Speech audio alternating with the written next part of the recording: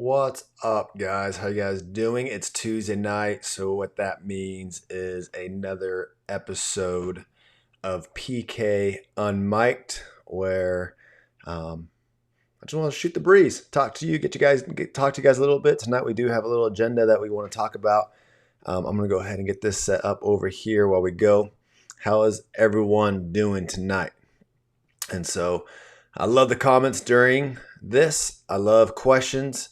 For you guys that don't know me, I grew up in a pastor's home since I was young and moved out when I was 18 years old on a scholarship at Texas Tech University. That's where I met a good friend of mine who took me underneath his wing, started discipling me, and started this relationship with Christ.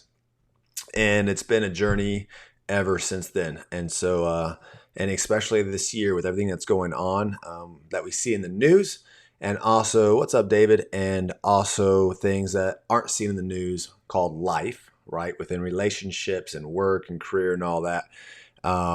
Things happen, right? And all that is designed to help us grow and become a little bit more and become the people we're designed to be. And so the whole point of this is just to talk about what I'm learning, and maybe you guys can relate, maybe you guys can't. I'm not sure, but it was a challenge to me, and so anytime I am challenged, I'm ready to get after it. And so we're going to talk a little bit about consistency and time, which we all have. But before we get started, I'm going to talk to you about a jiu-jitsu update that I've been going on. So a lot of you guys have been following me on Facebook and Instagram and see that I've been posting a lot of pictures of me rolling. I'm at the 316 BJJ gym in Rockwall, Texas. Amazing instructors out there. Thank you, Mike Hatcher, Professor Yago, Country. You guys are doing an amazing job.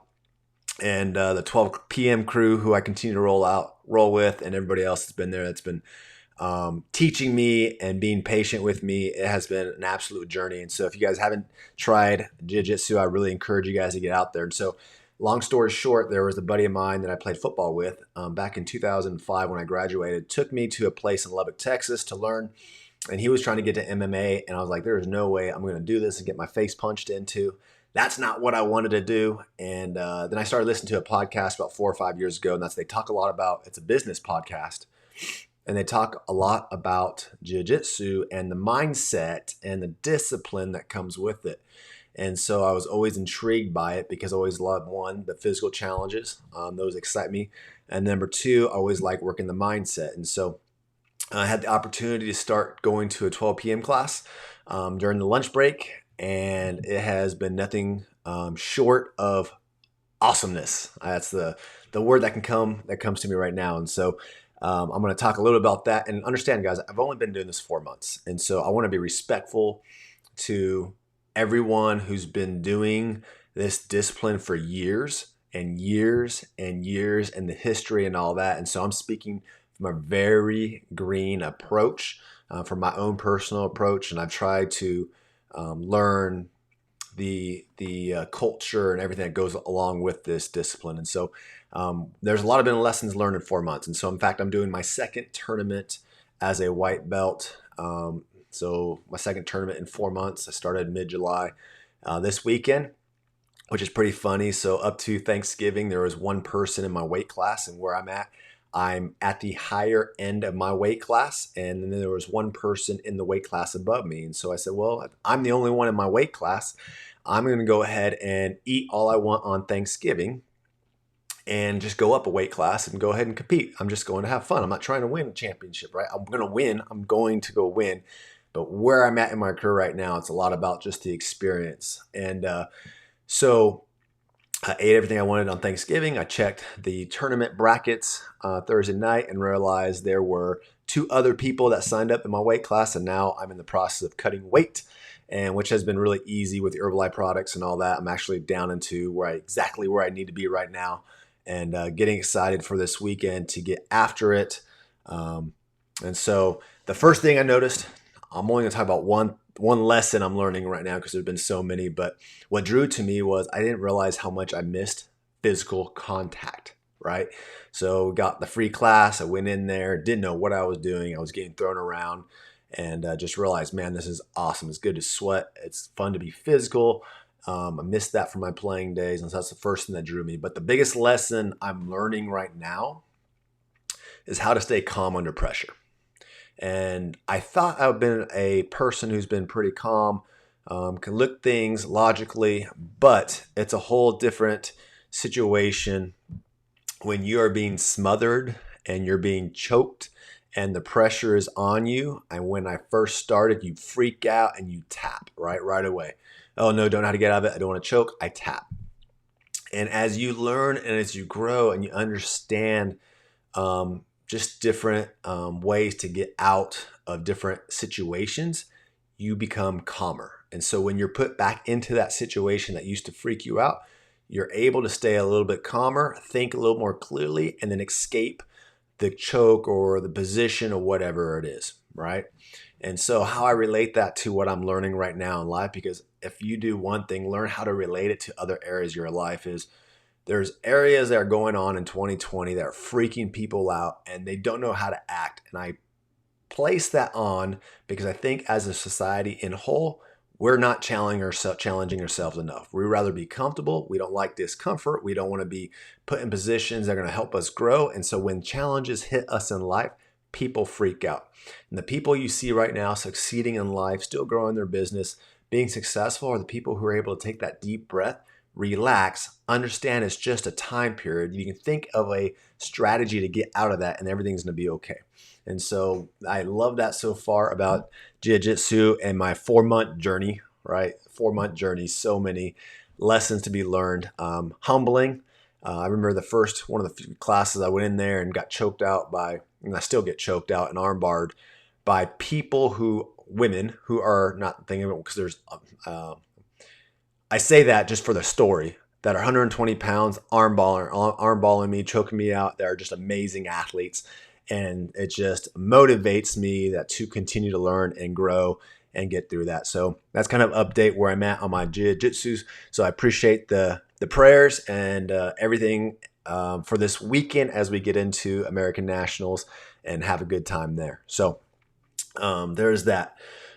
So if you're in the Rockwall area, I highly recommend 316 BJJ. And so here's one thing I've noticed too. It's so much more than just a gym to go train at. It's been a family atmosphere. So literally the upper belts will choke you out and I'm able to ask them, hey, what did I do? Or what did you do? And they're willing to teach you and show you and take the time to do that. Even after class, there's so many great men and women in this gym that have helped me and encouraged me and pushed me over the last 4.5 months. So make sure you find a place that's like that. And if you're in the Rockwall area, I really encourage you guys to check out 316 BJJ. And so what I want to talk to you tonight on PK and Mike is this idea of being consistency and time, right? This idea of consistency and time of being successful. And so I encourage you guys, there's one thing that we all have is time. Regardless what happens, unless the good Lord takes you home tonight, you're going to wake up tomorrow, you're going to have another day. If you're watching this, you have an opportunity of another breath. We all have this opportunity of time. The question is what you're going to do with that time. So I often tell people that I work with when they're getting healthy, they're like, Josh, you've been in shape all your life. And I'm like, no, I have not. In fact, I think I don't have a before and after picture here, but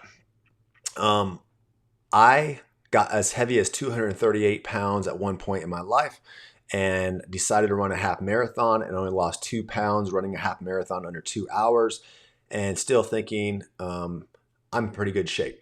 My joints hurt. I was tired all the time.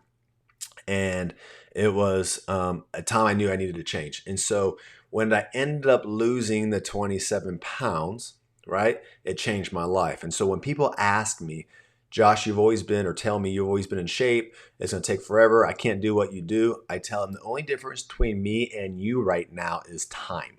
That's it. 8 years. That's it. I started my journey and I got after my journey. You're starting your journey today. And the only difference between me and where I'm at and where you're at is time. Now, the only other thing that you can play into that is consistency, right? Over the course of 8 years, there's people who wanted to start with me 8 years ago and they start the plan, but then it's not moving fast enough for them And so they quit. And so what this reminds me of a story I heard about this axe. And so here's a man swinging an axe at the tree. And so I want you to picture with me, you have this axe and you go out on day one and there's this tree you want to knock down and you hit this tree in the same spot 5 times. You put the axe down, you go do what you need to, you show up the next day, you hit that same tree with the same axe 5 times. You put it back down, you go do what you need to, and you do that for day 3, day 4, day 5, day 6. What's going to happen if you hit that same tree at the same spot 5 times, that tree is going to fall down, right? It's called consistent action. And so what most people do is they'll go out there and they'll hit this tree 5 times. They'll come back the next day and hit this tree 5 times. And they're like, I'm not getting the results I want. The tree's not falling down. So they move to the next tree in the forest. And they start hitting the next tree again. I'm going to knock this tree down again for 5 times. Then they hit the next tree again. And then they're like, this tree's not going down. So I'm going to move on to the next tree. And they continue this pattern all their life. And when you continue this pattern of moving on, not completing things, not willing to go through the grind, not being consistent, you end up having a life with a bunch of scars through the forest, right? So you have all these trees now that are scarred up. And I think we see that in relationships. We see that in our careers. We see that in our health journey. We see that in you name it, right? There's areas in my life that I haven't been consistent at that I have left a lot of scars in my life that I now have to work through. So I encourage you guys, as you guys think about this story, like what areas in your life are you continuing to quit and just put an axe into a tree and not get the results you want? Because as you move from one tree to the next tree, to the next tree, to the next tree, you're also wasting time. And so as you guys go through the rest of the week and we finish 2020, I really want you guys to start thinking about these goals that you put in place at the beginning of this year. And then be honest with yourself and ask yourself, how come you didn't accomplish those goals? Was it because your axe wasn't sharp enough, which means you need to go work harder on yourself than anything else you did because your axe, your skills weren't sharp enough to cut through the tree? Or was it because a lack of consistency and going after those goals on a daily basis? And so how do you go about doing that? So I'm going to read a few things on success and consistency and time that actually I pulled from John Maxwell, who is an amazing author. And what got me from him is he was sharing another story. He's written over 100 books, and someone was asking him, well, John Max, how have you written over 100 books? And he said, my first response was, I'm 69 years old and I outlived a lot of other people, right? So time. He goes, the second thing why I've been able to write 100 books is because I've been consistent. And he has 5 disciplines he does every single day that he's done all his life and throughout his career. And that's allowed him to write the 100 books, while the person who's the same age hasn't started a book yet because they're just thinking about writing a book because they haven't started any consistent action over the course of time that John Maxwell has. So here's a few things for you to think about as you think about consistency. Most people don't do well because they lack consistency. I think we covered that. It's all this, hey, it's been 2 weeks, it's not working, so let me go try the new fad. Let me go try the new thing. Let me go try, instead of the pain of discipline, of building the discipline and the habits it takes to live a lifestyle of consistency to reach those goals, whatever they might be. Number 2, the only way you can be excellent is through consistency, because no one is good enough at anything for the first time. So I love the book called Outliers. I want to say it's written by not John Maxwell, but Maxwell. Anyways, Outliers, a book. And the whole basis of the book is Tiger Woods wasn't the best in golf because of natural ability. He was best in golf because at the very early age, he had a club in his hand and started hitting golf balls. And he put in 10,000 hours of consistent work towards a certain goal before anybody else had. And it's that this book talks about how 10,000 hours is the baseline to become an expert in your industry. And so he goes through a bunch of like actors and actresses and sports people who think they're the best in the sports, right? And he uses them and saying, look, these individuals are the best. Is there some natural ability? Absolutely. Is there some skill set already there? Absolutely. But the truth of the matter is they have just put more time and energy in being consistent over their lifetime before their competitors have. And I think I started thinking about my own career, right? Earning a scholarship to Texas Tech University to play football for them. It wasn't because I was the most skilled or most athletic person out there. Was I giving some ability? Absolutely. But I can remember being 4 years old playing t-ball, coming home and throwing tennis balls off the wall and the steps. I remember anytime I could be in the street playing a pickup game of flag football or baseball or something. I was constantly outside going to the park to play basketball. While most kids are staying home playing video games, sitting on the couch watching TV, I was outside putting in work, right? Even as I got older, I was in the gym longer. I was in the gym earlier. And all that adds up against your competition. And so you have to ask yourself, right? You can condense time with your consistent action and then condense it even more so by just putting more time in the time you have. That makes sense. So the only way you can become excellent is through consistency. Keep living what you want people to do, right? I know I'm very guilty of this, and that's part of my journey through my faith and through Christ. Is I've been really convicted about this idea of telling people how to live, but not living it myself, right? And that's a dangerous place to be in. And so instead of telling people how they should be doing their job or living and the choices they're making or telling them how they should get healthy, I better be the example first and make an example strong enough that people want to follow, right? So you want to live what you want people to do. And then consistency has to be supplemental with the right tools and priorities. So you have to ask yourself, you have to be honest, number one, am I being consistent with whatever you're doing towards whatever goal? And then at that point, you can ask yourself, maybe I don't have the right tools. Maybe I need to work on a certain area, right? So I was consistent at doing the foundation of what I teach is 2 healthy shakes, 2 colorful snacks, and a colorful dinner. Drink your water and learn how to eat every 2 to 3 hours, right? As a health coach, that's what I teach. And I say that's the foundation that we're going to build this house on. And if you can't be consistent with those 4 things, it's going to be hard to go anywhere else. So personally, within my health journey, those are the 4 things I worked on. And as I got better at that, I started getting results. When my results didn't come, I had to be honest with myself and really say, are the snacks I'm eating really the healthiest choices? Am I really getting the right amount of food in, right? Or proteins or whatever it is. And I had to be honest with myself instead of blaming the habits or the discipline. I had to be honest with myself that I wasn't being consistent at all, right? That makes sense. So to relate that to your career, you could be doing all the things perfectly right and mad that you're not getting the promotion, right? And you really are doing what your boss is asking. Maybe it's not the best fit for you. So maybe that's the time you start looking for a new job and using the experiences you're learning where you're currently at to gain a better position somewhere else.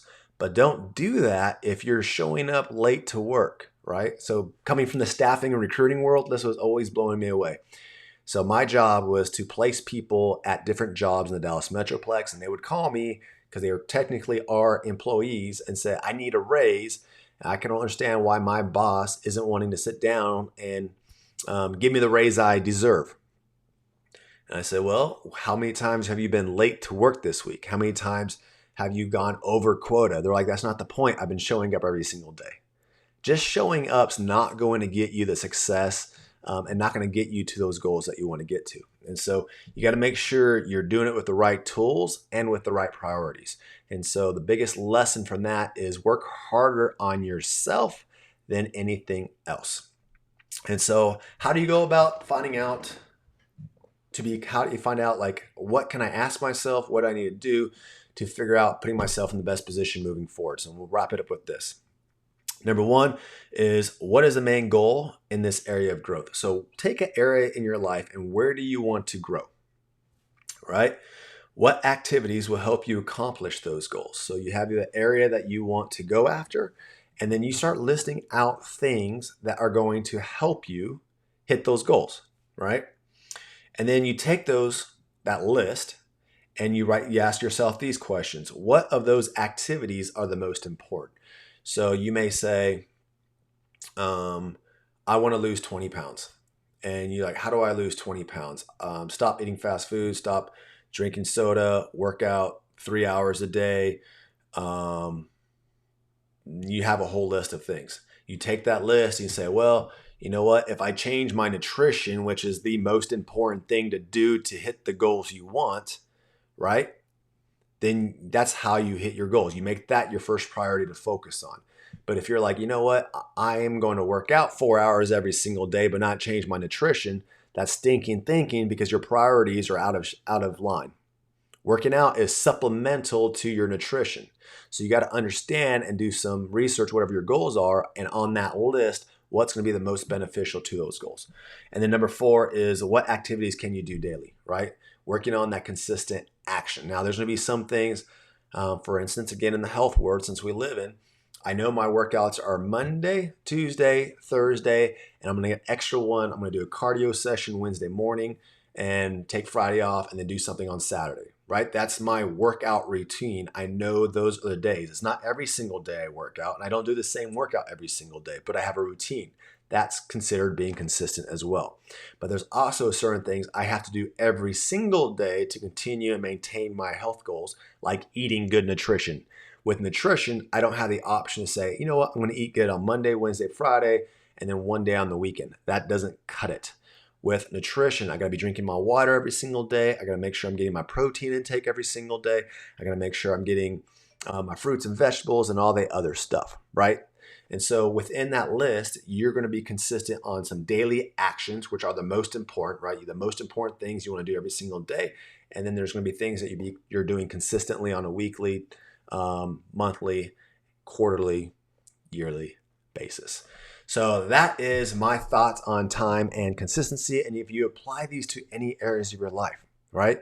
And one area of my life that's really important to me is my faith. And this applies just as well. There's times where I think growing up in the church, you see people who go to church, accept Christ, and then there's nothing behind that, right? That's it. They go to church every Sunday. You can't expect growth that way, right? Growth is the daily actions of getting in the Word and prayer and journaling and thinking and thought process and asking questions, right? And so the times I'm consistent with that, I'm at peace. But the times I stop it and go down the slippery slope where once you stop one day, it's easier to stop a second day and stop a third day. When you go down that slippery slope, you make bad choices. You get yourself into situations you shouldn't be getting into. And so these 5 rules or these 5 questions I just went over, as well as this whole idea of time consistency, take those, apply it, and see where that takes you in 2021. And so this wraps up episode 4.5 of PK and Mike. Guys, I've been loving the comments and the questions, the direct messages. Bring those up. Let me know what you like and what you don't like. And so I can start catering these towards you guys. And if something about this strikes you, I really appreciate any shares, any comments, any likes, and get this thing going. So, hey, you guys have a great night. Thanks for jumping on. I'll talk to you guys later.